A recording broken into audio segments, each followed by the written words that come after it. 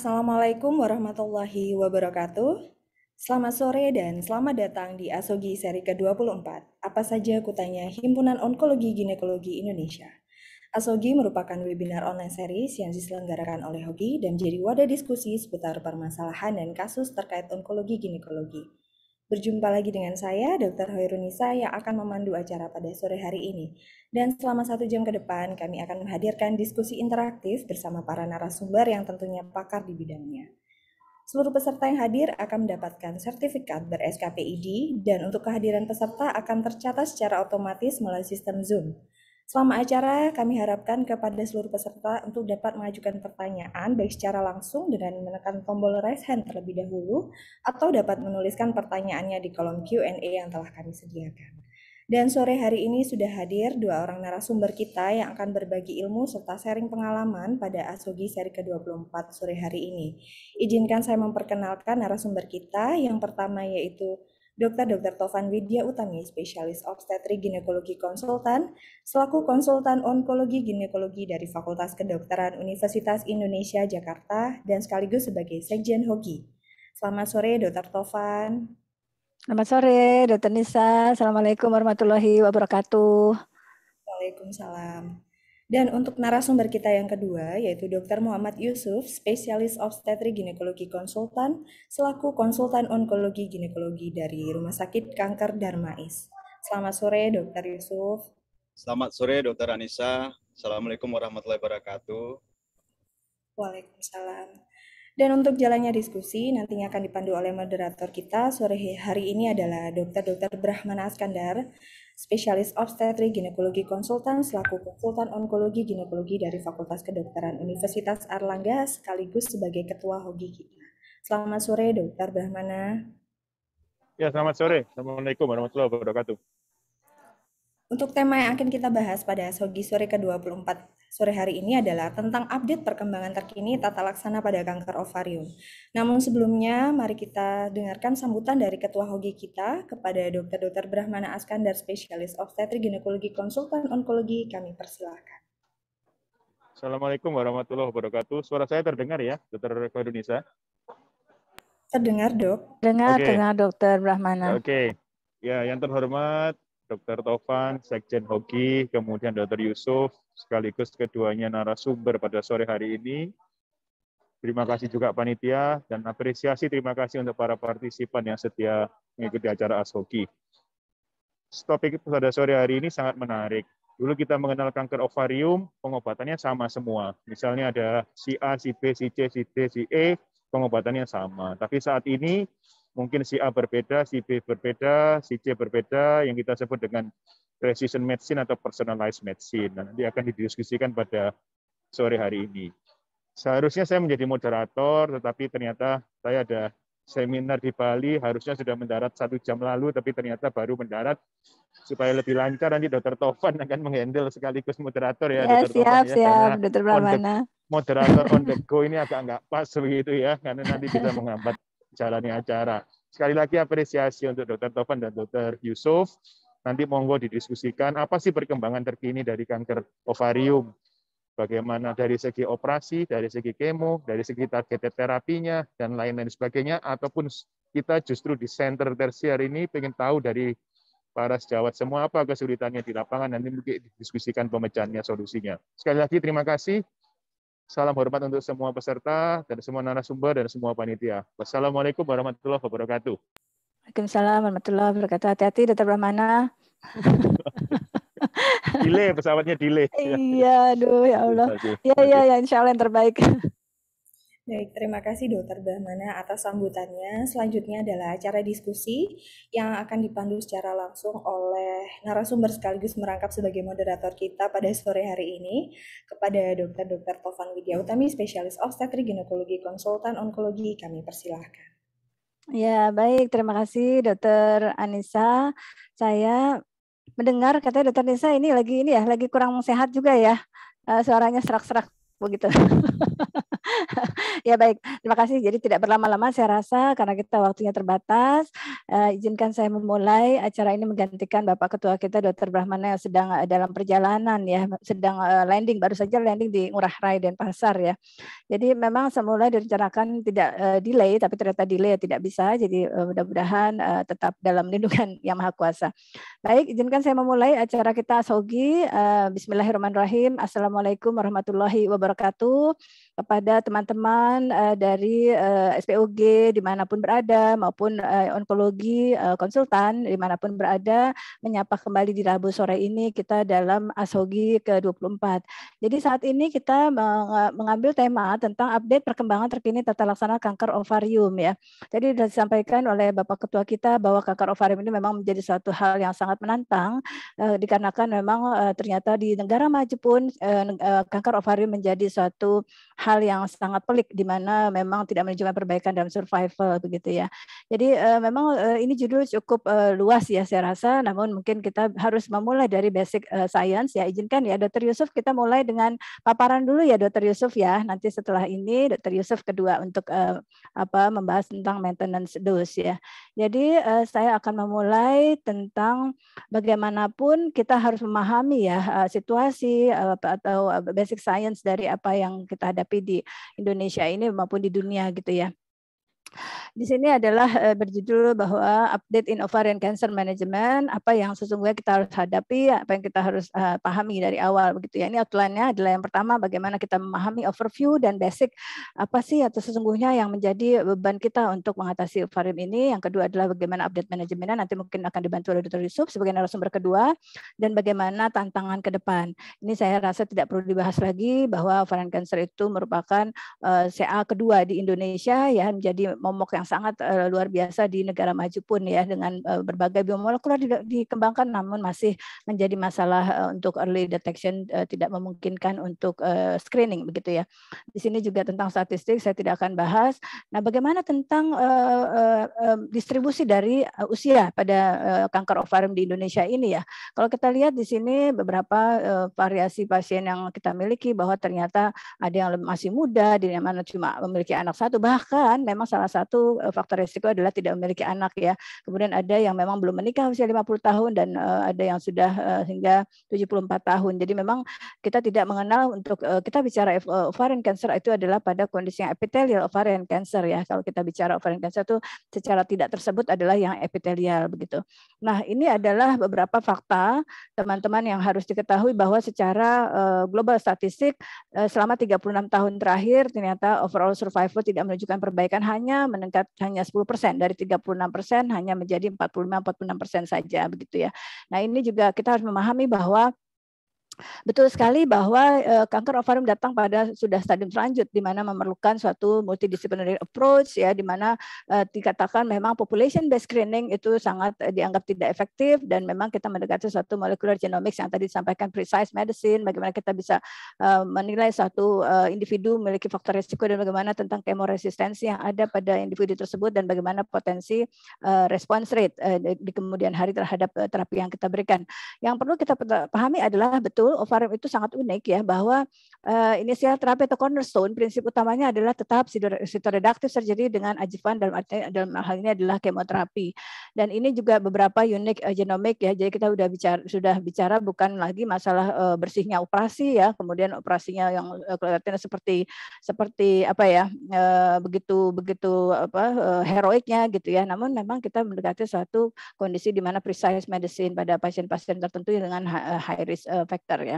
Nah, ini kalau kita melihat betapa mengancamnya ovarian cancer ini, bahwa di antara kanker ginekologi lain adalah ovarium itu paling tinggi mengancam kematian, yaitu 64% kematian begitu.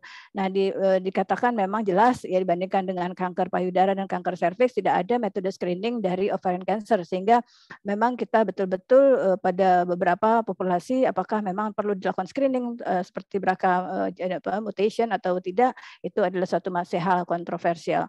Nah, ini jelas ya kita melihat nih pasien kita sendiri, jadi ini adalah satu keganasan yang sangat paling buruk ya di antara keganasan ginekologi, bahkan quality of life juga sangat besar ya terganggu karena dia merupakan seorang perempuan yang bisa menjadi pilar dari keluarga atau misalkan belum menikah dengan segala macam fungsinya di kehidupan masyarakat gitu. Ini adalah hal yang memang sangat menantang ya.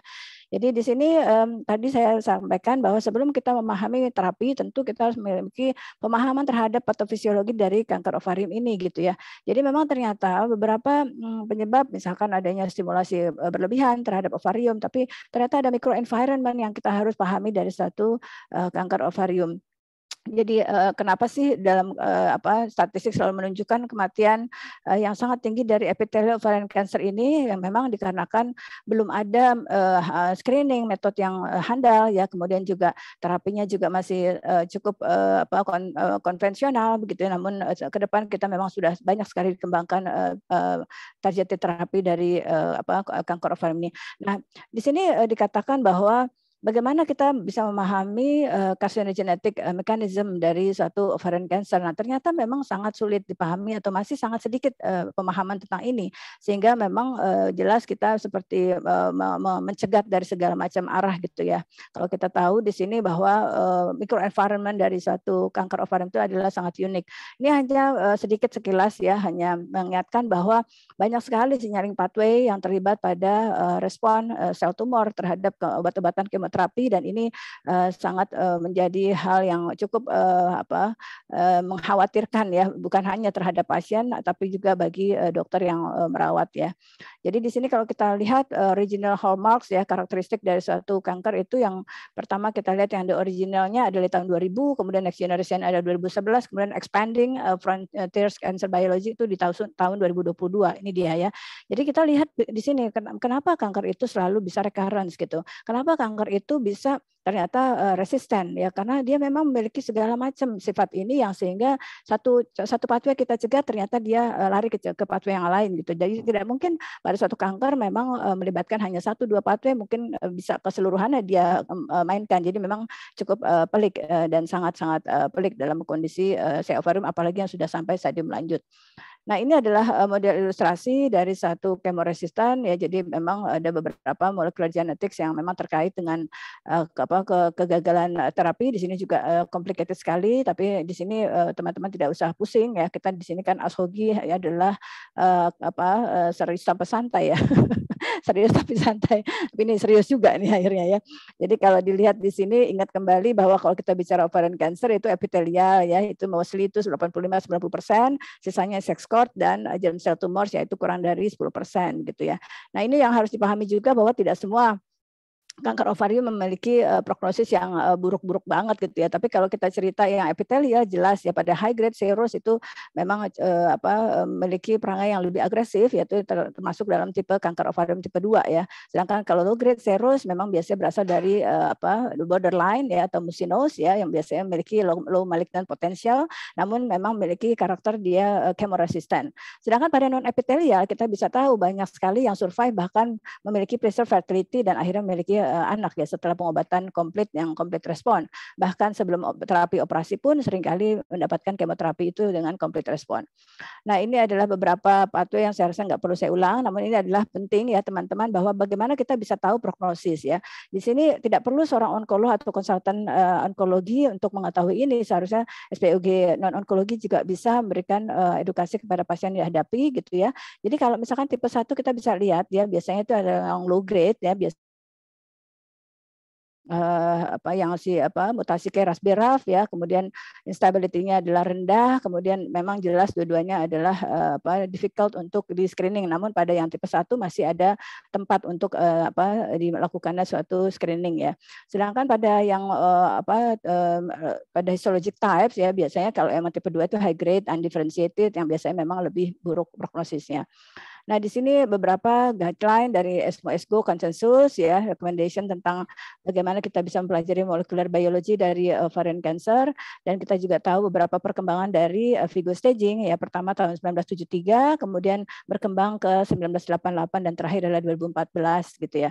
Di sini kalau kita lihat dari ovarian origin only, kita dulu melihat bahwa origin ovarian itu banyak. Ternyata justru banyak sekali yang saat ini diketahui berasal dari tuba ya. Jadi memang ini yang harus kita lihat bahwa high grade serous itu harus diperhatikan bahwa itu bisa berasal dari fallopian tube dan peritoneal cancer, dan itu memang sangat penting dalam suatu terapi surgical staging.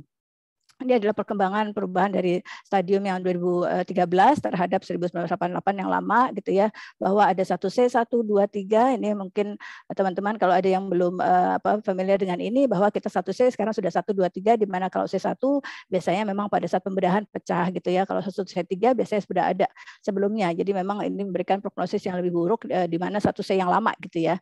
Nah, sekarang kalau kita lihat di sini mungkin nanti akan ke depan tentang staging ovarium ini akan berubah juga terkait dengan meta-analisis tadi, bahwa ternyata nanti mungkin juga 1C1 sama 1C2 tidak berbeda, mungkin nanti hanya 1C1 dan 1C2 aja mungkin seperti itu ya. Karena memang perkembangan dari Vigo staging ini based on survival dan prognosis dari pasien gitu ya. Ini adalah beberapa hal yang saya tidak mungkin bahas di sini. Saya rasa nanti mungkin dalam pertanyaan-pertanyaan juga bisa. Jadi bahwa perkembangan dari Vigo staging ini adalah dalam rangka untuk memperbaiki survival atau outcome dari kanker ovarium pasien ya. Nah, ini beberapa kondisi yang memang terkait dengan adanya metastasis ya, 4A 4B dulu hanya ada 4 begitu kan, sekarang ada 4A 4B begitu. Jadi di sini diharapkan dengan Vigo staging system ini didapatkan akurat prognostic information dan beberapa guidance untuk manajemen yang lebih tepat begitu ya. Nah, mungkin untuk saat ini saya akan persilakan ke Dr. Yusuf dulu ya sebentar ya. Nanti saya akan lanjut dengan slide saya. Silakan Dr. Yusuf. Terima kasih Dr. Tovan. Terima kasih. Alhamdulillah Rabbil Alamin. Assalamualaikum warahmatullahi wabarakatuh. Waalaikumsalam warahmatullahi wabarakatuh. Saya senang sekali bisa berpartisipasi untuk ASHOGI seri ke-24 kali ini. Dalam hal ini saya juga berterima kasih kepada Dr. Brahmana dan Dr. Tovan yang sudah mengajak saya untuk berpartisipasi dari sesi ASHOGI ini. Hari ini saya diberikan tugas untuk mencoba mengeksplorasi tentang tata laksana kanker ovarium stadium lanjut. Jadi izin saya mau share screen dulu ya Dr. Tovan ya. Ya, silakan. Saya ini low respon nih, unmute-nya. Ya, silakan. Oke. Begini, setelah tadi kita melihat overview yang disampaikan oleh Dr. Tovan, memang problem dari ovarian cancer ini merupakan momok yang memang dihadapi oleh pasien. Seperti juga ini juga momok bagi setiap dokter yang menangani kanker ovarium, apalagi kanker ovarium yang stadium lanjut. Kalau kita bicara stadium awal, prognostic factor pada kanker ovarium ini adalah stadium. Semakin awal stadium yang kita temukan pada kanker ovarium, semakin baik survivalnya. Tetapi apabila semakin lanjut stadium yang kita temukan pada pasien, maka semakin buruk prognosisnya. Nah, stadium lanjut ini akan menjadi momok yang menakutkan bagi pasien dan juga menjadi momok yang luar biasa bagi dokter yang menangani, karena kita melihat ketika pasien datang dengan kondisi fresh, pada akhirnya beberapa lama kondisi pasien yang kita tangani menjadi tidak tertangani kembali gitu. Ini adalah disclaimer saya. Nah, sebagai inilah yang saya maksudkan tadi sebagai beban yang memang kita harus hadapi bersama-sama. Bebannya apa saja pada kanker ovarium? Karena kalau misalkan kita lihat di sini, beban yang kita hadapi adalah stadium lanjut yang kita temukan di poliklinik ketika berhadapan dengan pasien. Nah, ada unmet need yang memang harus kita singkirkan dalam menangani pasien kanker ovarium stadium lanjut, di mana kita ingin mengextend pasien kita itu bebas kanker selama mungkin. Kemudian kita ingin mendelay pemberian kemoterapi berikutnya pada pasien kita selama mungkin. Tujuannya adalah untuk meningkatkan survival dan juga untuk meningkatkan quality of life dari pasien-pasien kita. Tapi faktanya kita sulit untuk mencapai kebutuhan ini. Karena apa? Karena pasien-pasien yang datang kepada dokter, terutama dokter SPOG maupun SPOG konsultan onkologi, hampir 80% itu datang dengan stadium lanjut. Di mana pasien-pasien yang datang di stadium lanjut ini rata-rata itu akan relapse dalam proses kemoterapi ataupun setelah proses kemoterapi itu komplit diberikan. Nah, kita lihat dari data demografi, data grafik yang ada, saya tampilkan, hampir 80% pasien yang datang itu stadium lanjut. Nah, kemudian dia akan mengalami relapse, kedua, relapse ketiga, dan relapse kelima itu sama sekali, akhirnya kita lihat proporsinya. Di sini yang hitam itu adalah pasien yang relapse. Sementara yang biru ini adalah pasien yang tidak mendapatkan terapi. Mungkin ketika pasien pertama kali datang ke kita dengan kondisi relapse, itu kita semua bisa tangani. Tapi ketika dia sudah relapse kedua, hanya sebagian hampir 50% saja yang mungkin bisa kita tangani dengan segala macam morbiditas yang ada pada pasien. Tapi proporsi yang tidak bisa kita tangani, artinya proporsi pasien yang masuk ke dalam paliatif simptomatik ini akan semakin besar. Sehingga proporsi yang bahkan pada pasien yang relapse kelima itu proporsinya kecil sekali yang mungkin bisa mendapatkan manfaat terapi yang bisa kita mungkin berikan. Inilah yang menjadi problem yang memang menjadi problem di daily practice kita. Jadi pasien yang datang kepada kita di poliklinik mungkin kita akan bisa bantu pada saat awal gitu ya. Ketika pasien datang dengan keluhan perut begah dan lain-lain, kemudian kita periksa adanya massa tumor di pelvic dan lain-lain, kemudian kita lakukan operasi dengan heroik mungkin dan pemberian kemoterapi, kansernya akan hilang. Dengan kanser yang akan hilang ini, maka pasien tidak akan mengalami keluhan apa-apa. Nah, fase ini kita sebut sebagai fase bulan madu. Kenapa? Karena pasien free of cancer. Tapi fase bulan madu ini akan berakhir kurang lebih 18 sampai 20 bulan. Nah, setelah itu pasien akan mengalami keluhan yang sama dengan pada saat sebelum terapi. Inilah kita katakan second relapse. Nah, second relapse ini mungkin pasien bisa kita operasi, bisa kita berikan kemoterapi. Nah, setelah itu pasien mungkin tidak akan free of disease, namun free of disease pasien setelah second relapse ini akan lebih memendek daripada pada saat awal first relapse tadi gitu. Semakin lama siklus ini akan berulang dan pasien akan mengalami multiple relapse. Semakin banyak relapse, semakin tinggi relapse-nya, semakin shorten, semakin pendek fase bebas kankernya gitu. Kalau misalkan kita lihat di sini pasien-pasien yang relapse itu akan ratanya itu setelah second relapse itu dia PFS-nya adalah hanya sekitar 6 bulan. Nah, oleh karena itu target treatment di sini adalah bagaimana caranya kita membuat suatu strategi agar pasien kita ini bisa kita delay keluhannya terkait dengan progres dan juga kita akan mendelay kebutuhan untuk melakukan kemoterapi selanjutnya. Ini adalah tantangan yang memang kami hadapi, Dr. Tovan hadapi, kemudian Dr. Brahmana dan sebagian besar teman-teman onkologi yang hadapi untuk pasien-pasien kanker ovarium stadium lanjut.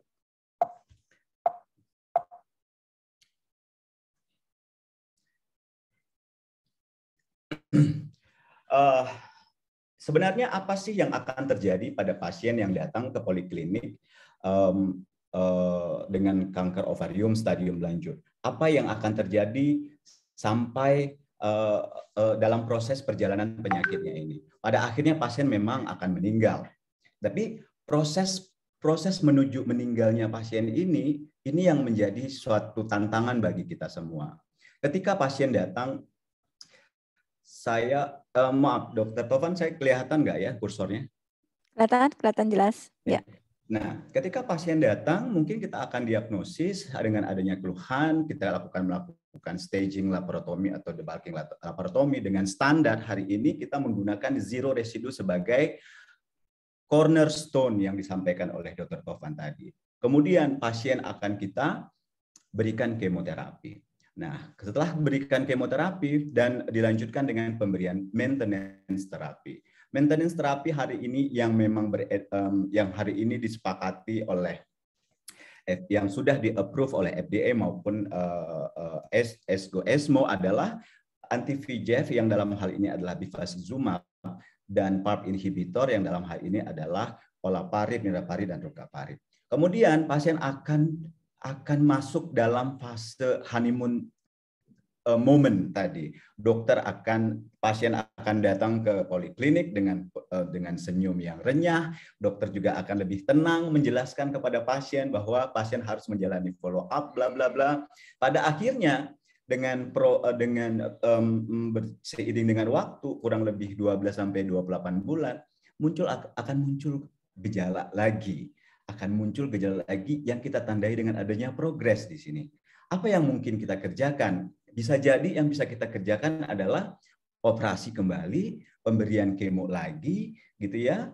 Kemudian pasien juga akan masuk ke dalam fase bebas kanker lagi, tapi yang intervalnya akan semakin lebih singkat.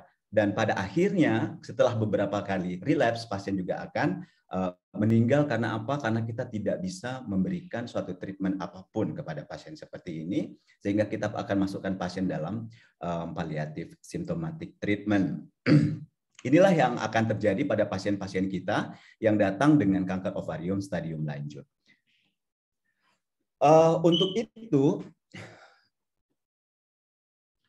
Untuk itu apa yang direkomendasikan oleh beberapa guideline besar di dunia ini, salah satunya adalah NCCN tahun 2020 merekomendasikan untuk melakukan maintenance terapi.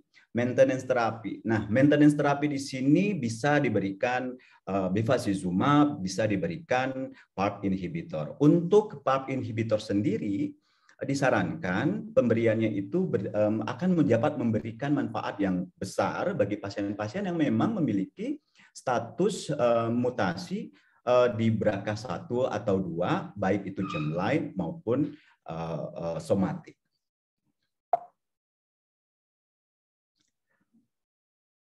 Nah, ini adalah prosesnya tadi. Landscape untuk pemberian PARP inhibitor tahun 2021 ketika pasien kita diagnosis, kemudian kita operasi, selanjutnya kita akan berikan kemoterapi. Biasanya kita akan memberikan kemoterapi lin 1 seperti platin base dan taxane base, dan selanjutnya kita akan memberikan maintenance terapi, salah satunya adalah PARP inhibitor tadi untuk batas waktu sekitar 24 bulan.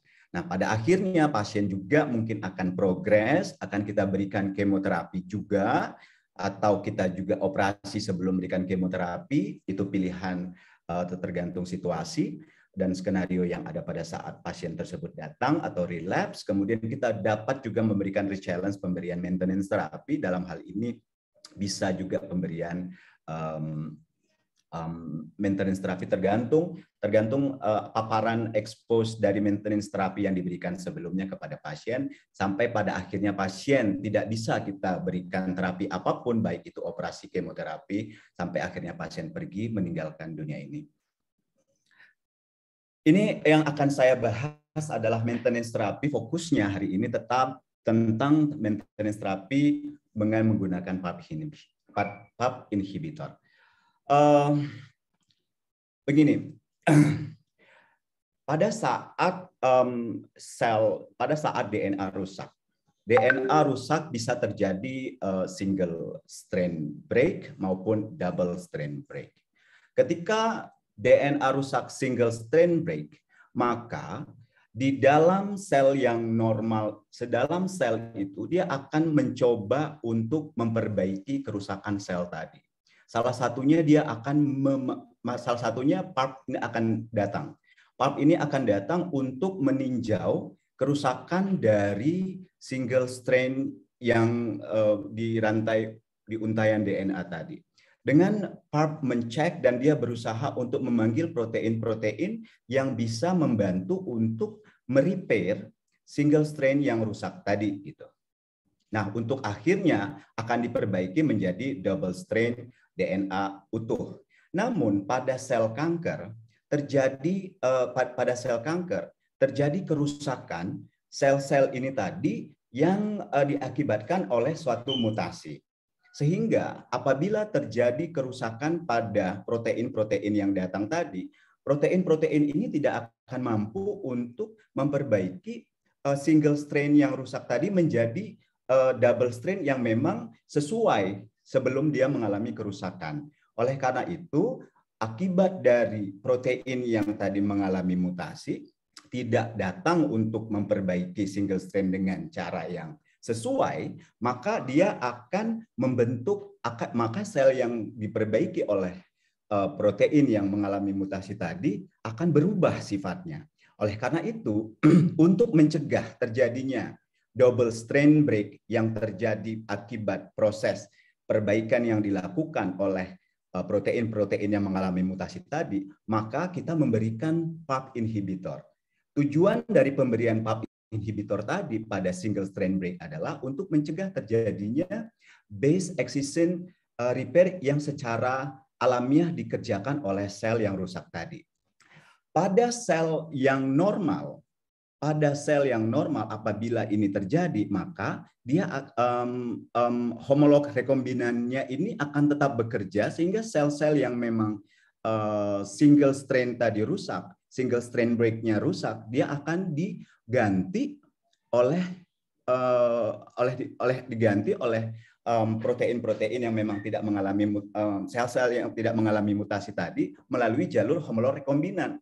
Karena memang dia tidak mengalami mutasi sama sekali, maka sel tetap survive. Tetapi pada sel-sel kanker yang terjadi apabila terjadi single strain break pada sel-sel kanker yang memang adanya defisiensi dari homolog rekombinannya, ketika terjadi kerusakan seperti ini, dia tidak akan terjadi double strain break-nya gitu.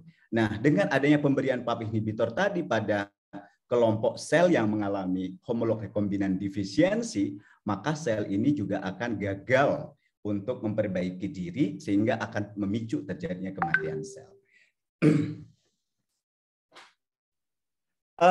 Itu adalah mekanisme kerja dari PARP inhibitor sendiri. Ini saya ingin menjelaskan studi Solo 1, di mana Solo 1 ini adalah suatu penelitian fase 3 tentang pemberian terapi maintenance olaparib pada pasien-pasien yang didiagnosis dengan kanker ovarium, kemudian diberikan maintenance terapi setelah pemberian kemoterapi dengan platinum base. Kriteria inklusi pada pasien ini adalah pasien baru yang memang stadium 3 dan 4 dengan high grade serous atau endometrial ovarian cancer, memiliki mutasi di germline maupun mutasi di somatic BRCA dengan ECOG performance setiap pasien itu 0 sampai 1. Nah, pasien ini sudah dilakukan cytoreductive surgery dan diberikan kemoterapi. Nah, hasil dari pemberian kemoterapi itu bisa complete response maupun partial response.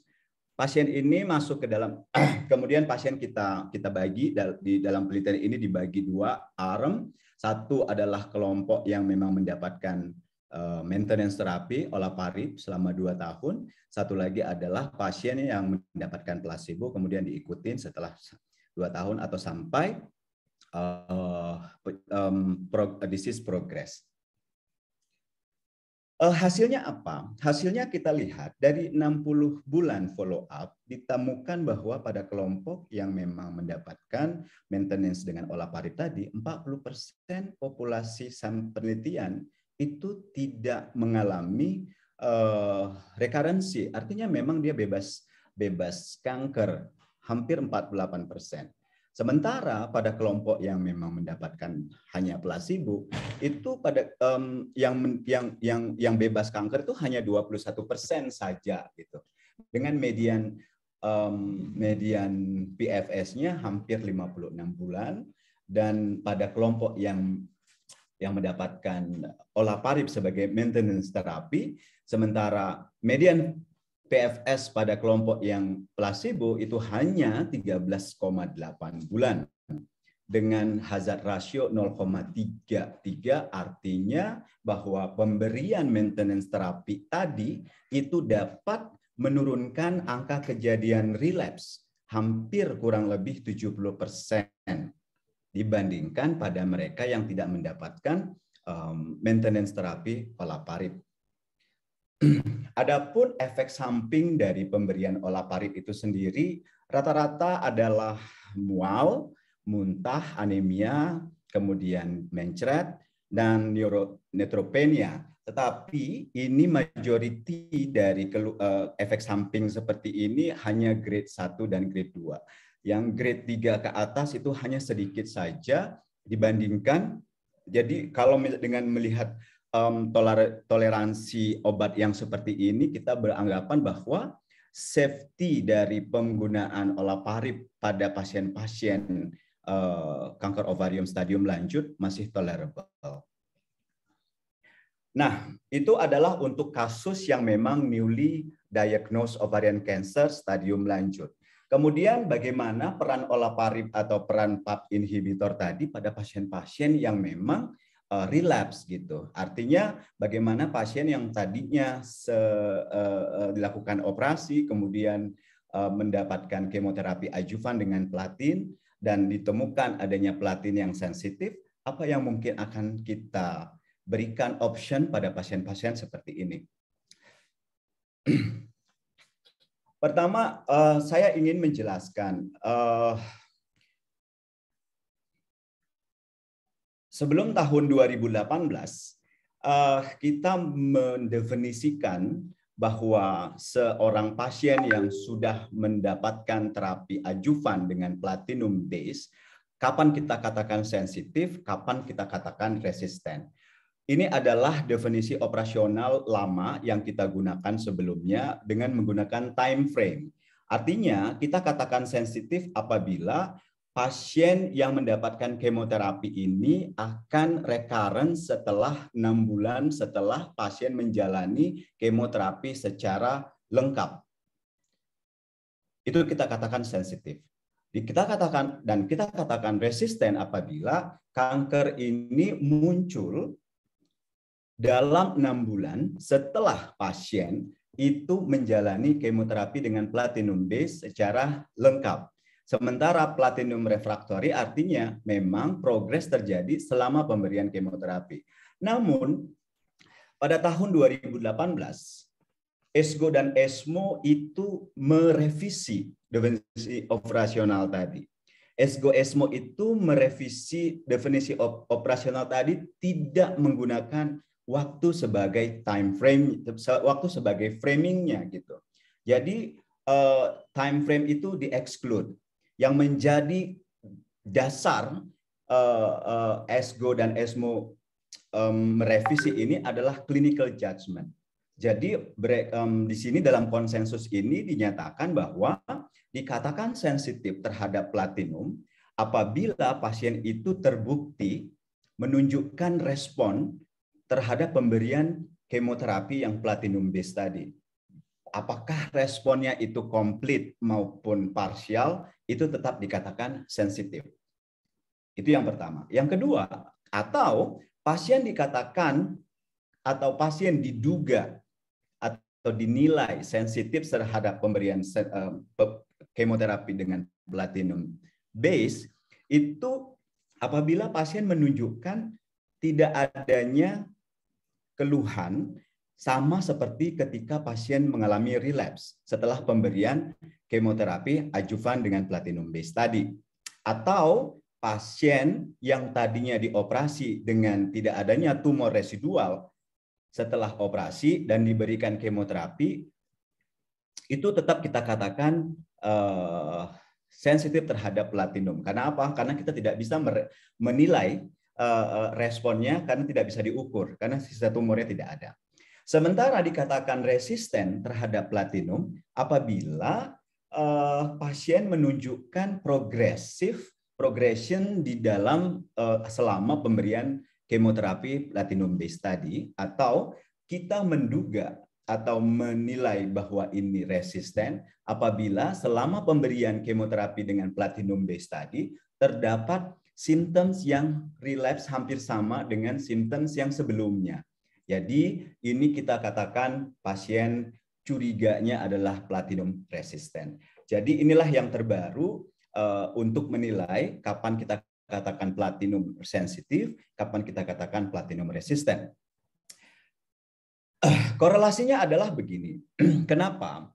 Karena kalau tadi dikatakan bahwa dari studi Solo 1, kita lihat bahwa pasien-pasien yang akan mendapatkan benefit untuk pemberian maintenance terapi dengan olaparib adalah mereka-mereka yang memiliki status BRCA mutasi positif, baik itu yang germline maupun yang somatik saja. Sementara ada beberapa problemnya adalah pada pasien-pasien yang memang tidak diketahui pada daerah-daerah yang pada negara-negara yang memang infrastruktur kesehatannya tidak memungkinkan untuk mencek status BRCA pada pasien tadi gitu. Seperti kita di negara kita Indonesia sendiri saat ini kita masih berusaha melengkapi infrastruktur tadi untuk melakukan pemeriksaan BRCA yang di germline maupun yang di somatik gitu ya. Nah, jadi kita bisa memprediksi nih apakah memang pasien ini punya benefit untuk diberikan olaparib apa tidak gitu. Jadi salah satu parameternya adalah kita lihat apabila pasien tersebut sensitif terhadap platinum, kita bisa menduga atau kita bisa mengassume bahwa pasien ini memiliki potensi terkait dengan homolog rekombinan defisiensi. Kenapa? Ilmunya begini. Ketika kita memberikan kemoterapi platinum, maka platinum analog ini akan berusaha menginduce intra dan intrastrand crosslink di antara DNA tadi. Dengan adanya intra dan intrastrand crosslink ini, maka di sini akan memicu terjadinya double strand break pada DNA. Nah, dengan proses perbaikan ICL ini itu tergantung dari protein BRCA dan protein Fanconi anemia. Jadi ini kita lihat dengan adanya ICL ini tadi bahkan kita bisa menduga ada kejadian di pada sel yang memang mengalami defek dari homolog rekombinannya. Karena apa? Karena memang akan terjadi double strand break di sini. Nah, ingin saya ajak partisipan di sini untuk melihat gambar yang ada di sini. Di sini disebutkan bahwa setiap pasien dengan homolog rekombinan defisiensi itu bisa dikatakan sensitif terhadap PARP inhibitor. Begitu ya. Nah, kemudian juga setiap pasien yang homolog rekombinan defisiensi di sini juga bersifat platinum sensitif. Begitu. Nah, kebanyakan PARP inhibitor tumor yang memang sensitif terhadap PARP inhibitor, sebagian juga dia akan mengalami resisten terhadap PARP inhibitor. Jadi memang kalau misalkan dengan analogi yang seperti ini bisa kita menganggap bahwa pasien-pasien kita yang memang setelah pemberian kemoterapi dengan platinum tadi hasilnya adalah sensitif, bisa kita anggap bahwa memang juga potensi dia untuk mengalami homolog rekombinan defisiensi juga besar. Intinya di situ. Nah, kaitannya apa? Kaitannya adalah pasien-pasien yang sensitif tadi menurut NCCN itu memang bisa kita berikan atau layak kita berikan terapi maintenance dengan PAP inhibitor, gitu ya. Ini saya lalui saja. Nah, begini, ini kita lihat bagaimana hasilnya kalau misalkan pasien-pasien yang memang tadinya sensitif diberikan sensitif terhadap platinum, kemudian kita berikan maintenance terapi PAP inhibitor tadi, apa hasilnya? Ini ada Solo 2. Solo 2 ini mencoba untuk melihat pasien-pasien yang diberikan olaparib tadi secara maintenance pada kelompok pasien yang memang sensitif dengan platin. Ini mencoba untuk melihat pada kelompok dibagi dalam dua arm. Yang pertama itu adalah yang diberikan olaparib, arm kedua adalah yang tidak diberikan olaparib sebagai maintenance. Tapi secara komposisi kedua arm ini memiliki gambaran profil pasien yang hampir mirip. Kita lihat di sini hampir 97% pada kelompok yang pertama itu memiliki ini germline BRCA mutasi, begitu juga dengan pada kelompok yang mendapatkan placebo. Dr. Yusuf? Ya, Dok. Ya, kayaknya sampai besok pagi kita nggak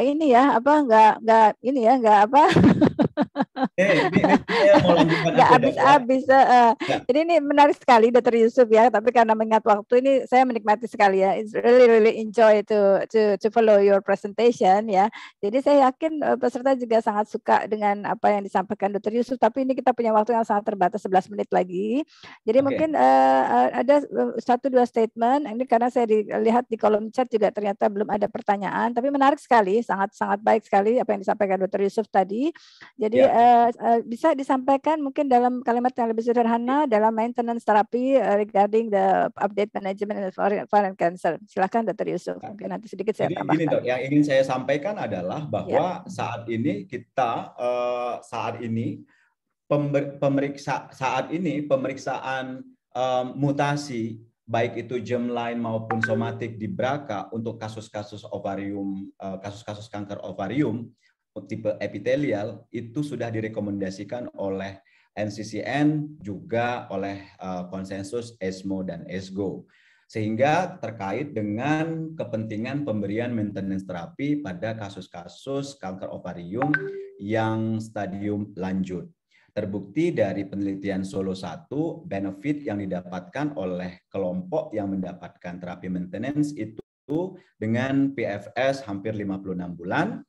Pada kelompok yang di Solo 2, pasien-pasien yang memang platinum sensitive relapse dengan pemberian olaparib ini mendapatkan manfaat hampir 19 bulan dibandingkan placebo yang hanya 5,5 bulan. Begitu, Dokter. Itu yang ingin saya sampaikan. Berikutnya saya kembalikan ke Dr. Tovan. Silakan, Dr. Tovan. Ya, terima kasih banyak Dr. Yusuf. Ini betah banget nih saya dengerin juga. Sampai besok pagi kayaknya saya tahan ya sebenarnya. Tapi nanti pasti ditegur sama Dr. Hairunisa nih ya. Ya, jadi mudah-mudahan bisa dipahami. Tapi sampai saat ini saya tidak melihat ada satupun pertanyaan dari chat ya. Jadi memang ini hal yang baru yang memang bagaimanapun mudah-mudahan teman-teman yang non-onkologi juga bisa untuk menjelaskan kepada pasien yang untuk saat ini memang perkembangan dari PAP inhibitor ini sudah masuk ke BPOM ya. Waktu itu kebetulan kami juga menjadi narasumber untuk dimintakan rasionalisasi dan evidence base-nya ya. Jadi apakah ini memang dapat diterima di Indonesia begitu ya. Jadi sekali lagi dalam hal ini kita ingin menyatakan bahwa ini merupakan tantangan, bukan hanya melihat bahwa ini sebagai suatu produk farmasi, tapi tidak ya. Jadi memang kita harus mengikuti apa yang sudah terjadi di dunia. Mungkin sedikit saya ingin hanya sederhana saja. Jadi banyak juga yang mungkin belum paham apa sih PAP inhibitor gitu ya. Jadi tadi kan sudah saya sampaikan, saya kelihatan ini ya enggak slide-nya Dr. Yusuf? Ya, sudah dok, silakan. Ya, yang ini ya. Ya, ini dia ya. Nah, jadi tadi sudah banyak sekali yang sudah disampaikan oleh Dr. Yusuf ya terkait dengan rasionalisasi pemberian maintenance terapi pada ovarian cancer. Kalau kita lihat di sini nih ada sekitar 12 ya, 12 karakteristik hallmarks ya dari cancer itu di mana apapun cancernya memiliki sifat-sifat ini. Kalau kita lihat di sini adalah salah satu adalah genome instability ya. Jadi ini adalah yang kita bidik pada PARP inhibitor ini untuk mengambil satu satu target untuk meningkatkan outcome dari pasien-pasien ovarian cancer kita. Bagaimana? Kenapa rasionalisasi kita bisa mengambil ini ya? Kalau kita lihat dari data bahwa menyatakan kanker ovarium itu menunjukkan genome instability itu hampir dari separuh penderita kanker serviks. Jadi hampir separuhnya itu menunjukkan genome instability. Kalau misalkan ditambah misalkan unlocking phenotypic plasticity atau misalkan resisting cell death dan lain sebagainya, mudah-mudahan sih kurang dari separuhnya gitu ya, dibagi-bagi dari pathway yang lain gitu ya. Nah, PARP inhibitor ini sebenarnya apa sih? Jadi PARP inhibitor ini adalah satu enzim ya. Jadi PARP itu kan poly ADP ribose polymerase inhibitors ya. Jadi memang tadi sudah disampaikan Dr. Yusuf dengan sangat luar biasa. Saya sangat apresiasi, sangat tinggi pada Dr. Yusuf ya.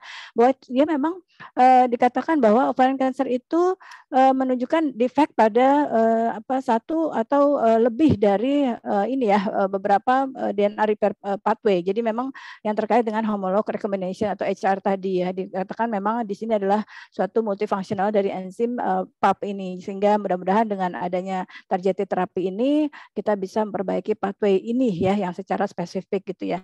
Namun sekali lagi kalau kita bicara prinsip ya dari ovarian cancer memang dimanapun memang satu sidoreactive surgery dengan R0 ya, kemudian yang kedua adalah memang kemoterapi dengan perkembangannya gitu ya. Kalau kita ke depan berbicara misalkan nanti pada suatu ketika bahwa targeted terapi apapun ya yang tadi berdasarkan hallmarks 12 pathway tadi ada ya, kemudian harganya pun terjangkau. Saya berpikir bahwa di ke depan nanti targeted terapi ini akan menjadi satu first line ya. Jadi artinya bersama kemoterapi sehingga itu akan memperbaiki outcome dari pasien ovarian cancer. Dan ini juga sudah memang dimulai juga dengan cervical cancer. Kita tahu pembrolizumab ya. Jadi memang pada advanced, recurrent dan metastatic disease itu memang sudah mulai terjadi terapi gitu ya. Jadi mudah-mudahan bisa dipahami. Terima kasih banyak Dr. Yusuf. Mungkin ada satu pertanyaan dari audiens. Kalau enggak saya bertanya Dr. Yusuf ya. Silakan, Dokter. Saya moderator tapi sekaligus juga narasumber. Jadi memang kalau kita lihat dari apa yang ada ya pada primary tumor itu kan biasanya terdiri dari minimal ya 10⁻12 sampai 10⁻13 sel-sel kanker ya. Jadi kalau pada early stage jelas jadi mudah-mudahan bisa ingat teman-teman ya, early stage itu stadium 1 ya. Kalau misalkan pada advanced stage itu ovarian cancer itu stadium 2 udah dibilang suatu advanced stage gitu. Jadi kalau untuk stadium 1 kita ngejar, pokoknya semua harus bersih gitu ya. Tapi pada advance biasanya terjadi pada kondisi apalagi suboptimal debulking di mana residual tumor misalkan ada ya 1 cm itu di mana 1 cm juga itu mengandung 10⁻9 sampai 10⁻10 kanker sel gitu ya, sel kanker. Jadi memang kita mengejar suatu mikroskopik makroskopik ya. Makroskopik itu no macroscopic disease ya. Jadi artinya optimal debulking. Nah, bagaimana kita bisa mudah-mudahan ya menseleksi pasien-pasien kita dengan at the first place kita langsung untuk memberikan targeted terapi ini. Tentu kita selalu ya risk benefit, cost analysis dan segala macam bisa sampaikan Dr. Yusuf, silakan.